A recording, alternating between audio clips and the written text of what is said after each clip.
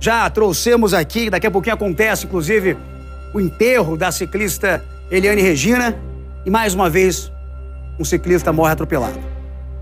A Eliane Regina Vasconcelos, 46 anos, estava pedalando com o marido na DF 280, próximo ali à entrada de Santo Antônio Descoberto, quando foi atingida por um motorista, que tentava fazer uma ultrapassagem pelo acostamento em alta velocidade.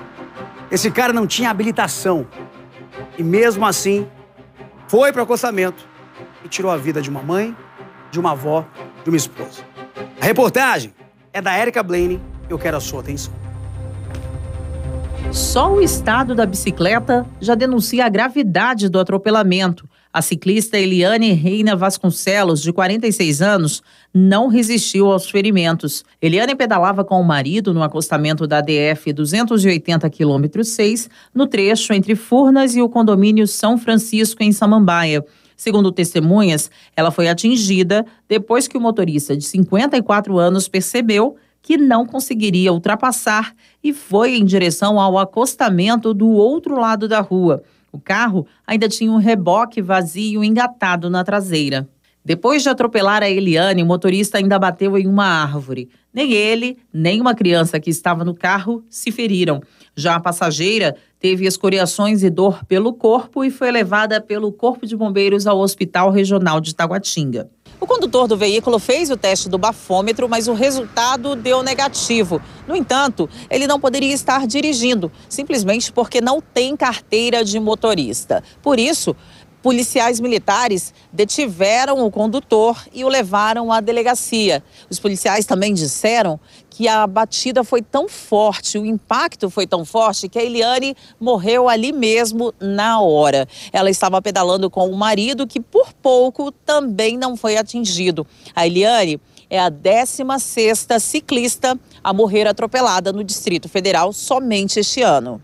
A coordenadora da ONG Rodas da Paz ressaltou que ainda estamos em setembro e o número de ciclistas mortos este ano já é superior aos atropelamentos com morte registrados em todo o ano de 2021. Essa é a 16ª ciclista que morre. O ano passado, no mesmo período, eram 7.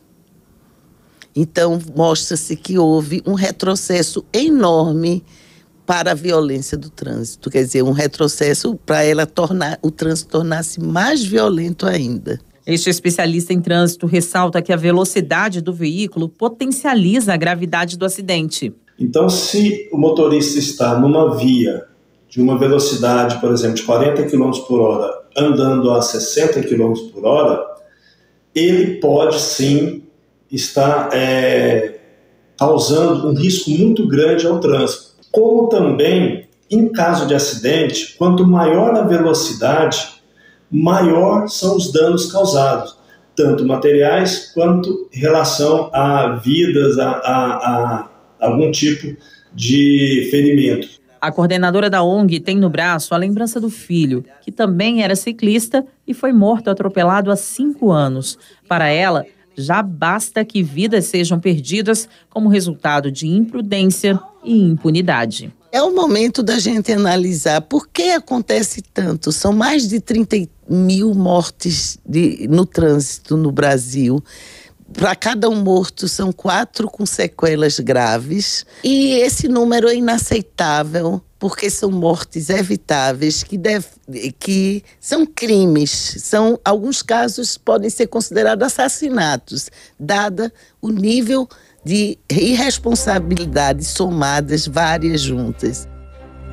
Vamos ao vivo, então, com a querida Camila Andrade, que está acompanhando a cerimônia, o sepultamento da ciclista Eliane Regina Vasconcelos. Camila, não tem nem que perguntar qual que é o clima por aí, mas todo mundo, eu acho que é um pensamento geral.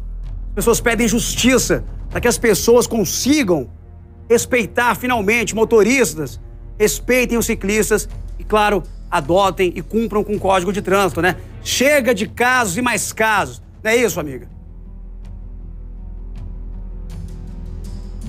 isso, Rafa, essa entrevistada, ela fez 2 destaques: imprudência e impunidade, porque não é só o fato desses motoristas assumirem a direção, seja de carros ou de motos, muitas vezes embriagados, nesse caso em específico, sem ter habilitação para isso. É também o fato de que as leis são brandas. Esse homem em específico que acabou atropelando a Eliane e levando ela à morte, ele tem 54 anos, foi preso em flagrante por não ter habilitação, mas ele ainda não passou pela audiência de custódia. Hoje pode ser que, no entendimento do juiz, ele seja liberado para responder em liberdade. E é isso que revolta não só a família da Eliane, que agora tem que conviver com essa perda para sempre, com esse luto, mas também essas centenas, milhares de ciclistas, de pessoas que usam a bicicleta como meio de lazer ou até mesmo como meio de transporte, muitos deles, inclusive, aqui presentes para essa despedida. O que eles pedem é que realmente haja uma responsabilização nesses casos para que a gente possa evitar o aumento desses números, como ela também destacou.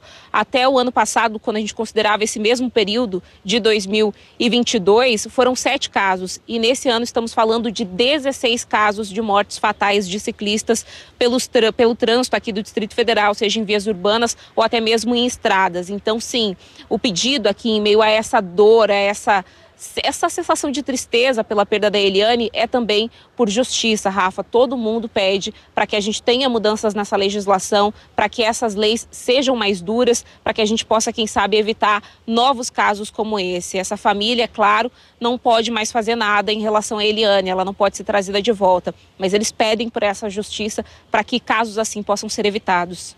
Com certeza, minha amiga. A gente vai continuar acompanhando, então, toda a cerimônia. Você está aí acompanhando. Daqui a pouquinho acontece o enterro da Eliane Regina. Mais um caso de 16 ciclistas mortos em 2022 por conta de imprudências no trânsito. A gente segue em cima dos fatos, acompanhando a notícia. Obrigado, Camila Andrade.